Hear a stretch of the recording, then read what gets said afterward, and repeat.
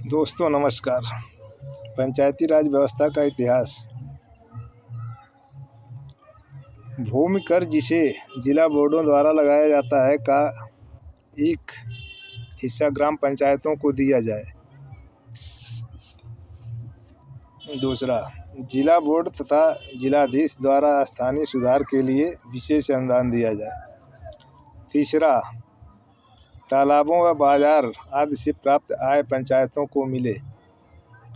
चौथा, उन मुकदमों की मामूली फीस भी रखी जाए जिनकी सुनवाई ग्राम पंचायत करे। स्वतंत्रता पूर्व में महात्मा गांधी ने गांवों का शासन गांव स्तर पर चलाए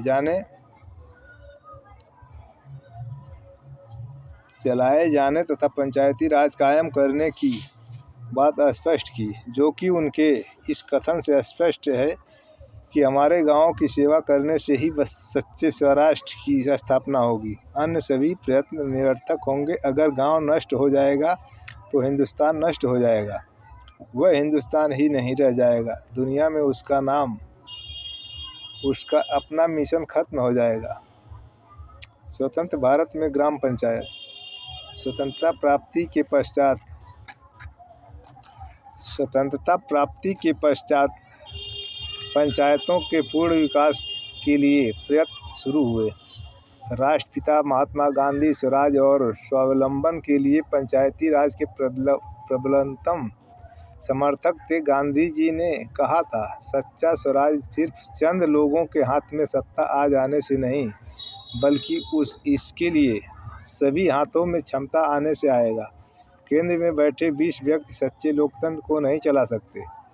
इसका चलाने के लिए निचले स्तर पर प्रत्येक गांव के लोगों को शामिल करना पड़ेगा।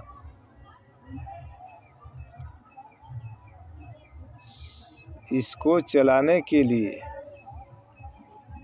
निचले स्तर पर प्रत्येक गांव के लोगों को शामिल करना पड़ेगा।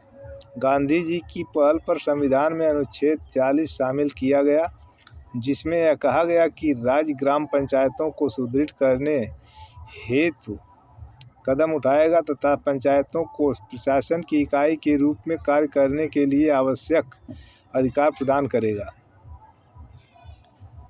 यह अनुच्छेद राज्य का नीति निर्देशक सिद्धांत बना दिया गया। इसके अतिरिक्त ग्रामीण क्षेत्र के विकास के लिए विभिन्न कमीशन नियुक्त किए गए, जिन्होंने पंचायती राज व्यवस्था को पुनर्जीवित करने में महत्वपूर्ण कार्य किया। स्वतंत्रता प्राप्ति के पश्चात भारत में स्थानीय स्वायत्त शासन का विधिवत शुभारंभ वर्ष 1947 में संयुक्त प्रांत पंचायत राज अधिनियम के रूप में हुआ। स्वतंत्रता प्राप्ति के पश्चात संविधान निर्माता इस बात से भली भांति परिचित थे, क्योंकि देश की 80% जनसंख्या गांवों में निवास करती थी, इसलिए ग्रामीण स्थानीय शासन को संविधान के भाग 4 में राज्य के नीति निर्देशक तत्वों के अंतर्गत अनुच्छेद 40 में स्थान दिया गया। इसके लिए संविधान के अनुच्छेद 246 तीसरा में देश के प्रत्येक राज्य की विधानसभाओं को यह अधिकार दिया गया कि वे स्थानीय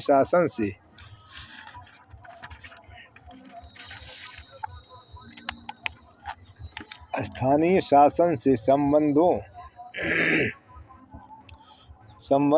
व्यवस्थाओं के लिए कानून पारित करें, जिससे वे स्वायत्त शासन की इकाई के रूप में कार्य करें। भारत में वर्ष 1952 में सामुदायिक विकास कार्यक्रम स्थापित किए गए।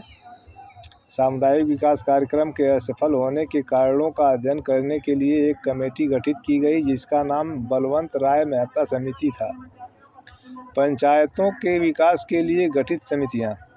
पंचायतों के विकास के लिए समय समय पर अनेक समितियां गठित की गई।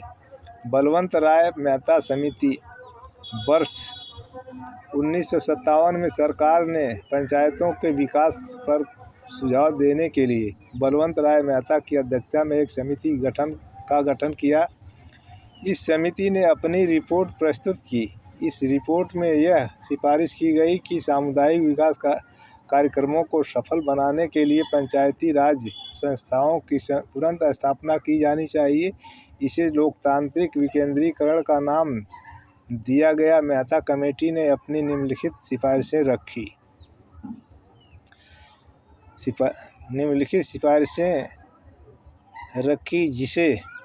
जिसमें पहला, ग्राम स्तर पर ग्राम पंचायत खंड, ब्लॉक स्तर पर पंचायत समिति और जिला स्तर पर जिला परिषद अर्थात पंचायतों की त्रिस्तरीय संरचना बनाई जाए। दूसरा, पंचायती राज में लोगों को सत्ता का हस्तांतरण किया जाना चाहिए। तीसरा, पंचायती राज संस्थाएं जनता के द्वारा निर्वाचित होनी चाहिए और सामुदायिक विकास कार्यक्रम के अधिकारी उनके अधीन होने चाहिए। चौथा, साधन जुटाने व जन सहयोग के लिए इन संस्थाओं को पर्याप्त अधिकार दिए जाने चाहिए। पाँचवा, सभी विकास संबंधी कार्यक्रम व योजनाएं इन संगठनों के द्वारा लागू किए जाने चाहिए। छठवां, इन संगठनों को उचित वित्तीय साधन सुलभ करवाए जाने चाहिए। जय श्री राम, हर हर महादेव।